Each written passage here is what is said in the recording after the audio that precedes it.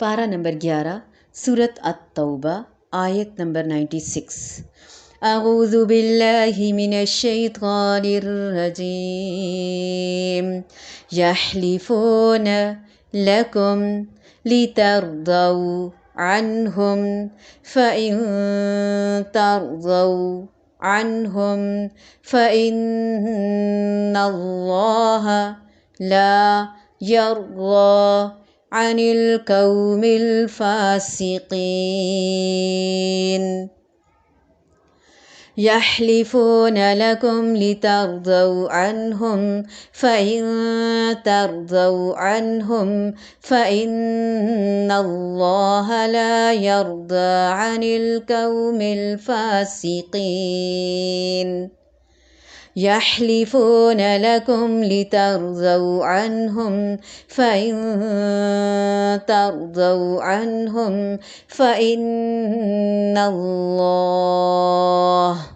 فإن اللہ لا یرضی عن القوم الفاسقین۔ یحلفون وہ قسمیں کھائیں گے، لکم تمہارے لیے، لترضوا تاکہ تم راضی ہو جاؤ، عنہم ان سے، فإن پھر اگر، ترضوا تم راضی بھی ہو جاؤ، عنہم ان سے، فإن اللہ تو بے شک اللہ تعالی، لا یرضی نہیں وہ راضی ہوتا، عن القوم الفاسقین ان لوگوں سے جو فاسق ہیں۔ یہ اس لیے قسمیں کھائیں گے کہ تم ان سے راضی ہو جاؤ، سو اگر تم ان سے راضی ہو بھی جاؤ تو اللہ تعالیٰ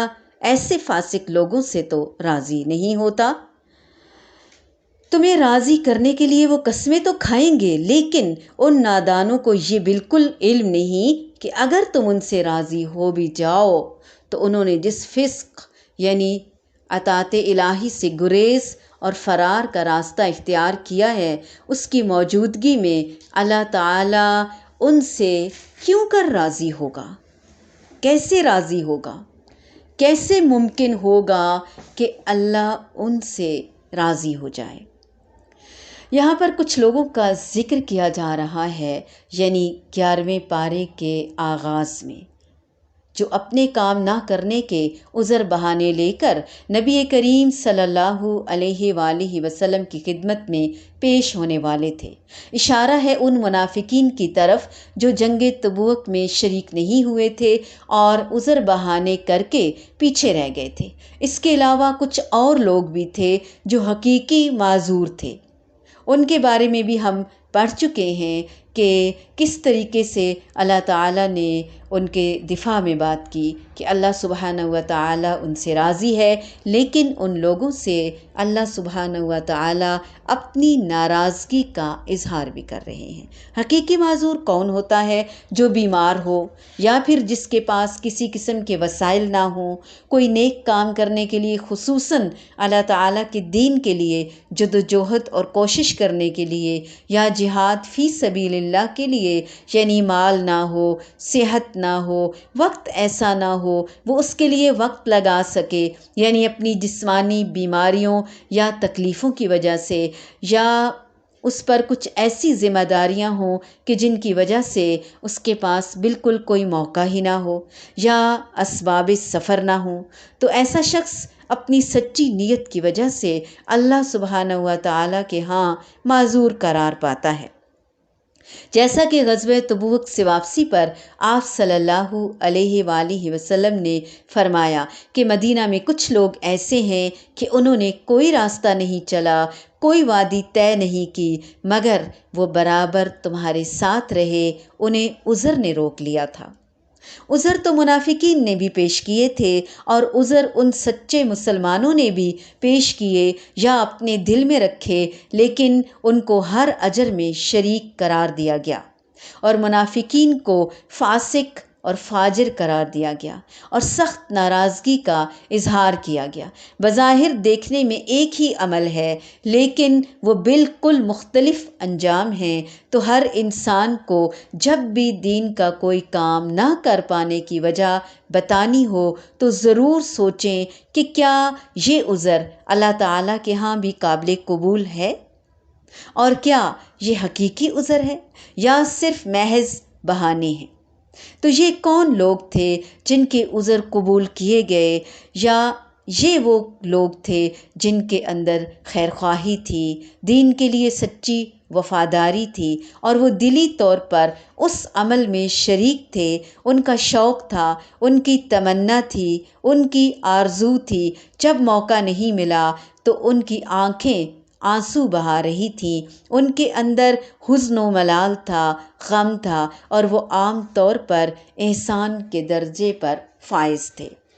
تو ایسے لوگوں کے لیے اللہ سبحانہ و تعالی مہربان تھے، اور ان کے لیے وہ پورا پورا اجر لکھ دیا گیا جو جہاد میں شریک ہونے والوں کے لیے لکھا گیا تھا۔ اس کے برعکس منافقین، جن کے بارے میں یہ فرمایا کہ اللہ تعالیٰ ان سے راضی ہونے والا نہیں، اور یہ بالکل جھوٹے لوگ ہیں، اور ان کے نفاق کے بارے میں اللہ تعالیٰ نے فیصلہ کر دیا کہ دراصل یہی منافق ہیں۔ کہا جاتا ہے کہ یہ تقریباً 82 افراد تھے جن کے بارے میں نبی کریم صلی اللہ علیہ وآلہ وسلم کو بائی نیم خبر دے دی گئی تھی کہ کون کون حقیقی منافق ہے۔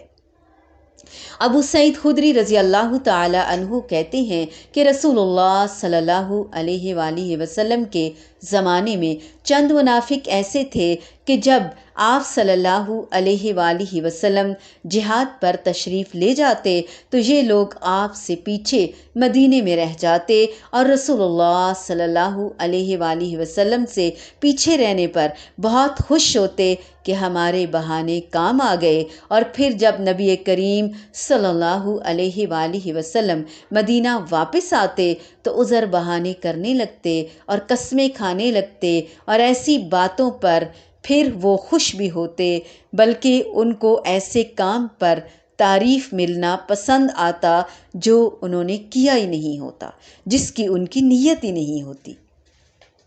تو یہ بھی منافقت کی ایک علامت ہے کہ انسان اس تعریف پر خوش ہو جو اس کے کام کی نہ ہو، کام کسی اور کا ہو، کریڈٹ اس کو مل رہا ہو۔ جو سچا مومن ہوتا ہے وہ ڈر جاتا ہے ایسی تعریف سے کہ میں نے تو کچھ کیا ہی نہیں، یہ تو میری محنت ہی نہیں، یہ تو کسی اور کی ہے، اور مجھے تعریف کیوں مل رہی ہے۔ لیکن جو منافقت ہوتی ہے اس کے طور طریقے ہی کچھ اور ہوتے ہیں، جن کا یہاں اللہ تعالی ہمیں تفصیلاً ذکر فرما رہے ہیں۔ يَحْلِفُونَ لَكُمْ لِتَرْضَوْا عَنْهُمْ فَإِن تَرْضَوْا عَنْهُمْ فَإِنَّ اللَّهَ لَا يَرْضَىٰ عَنِ الْقَوْمِ الْفَاسِقِينَ۔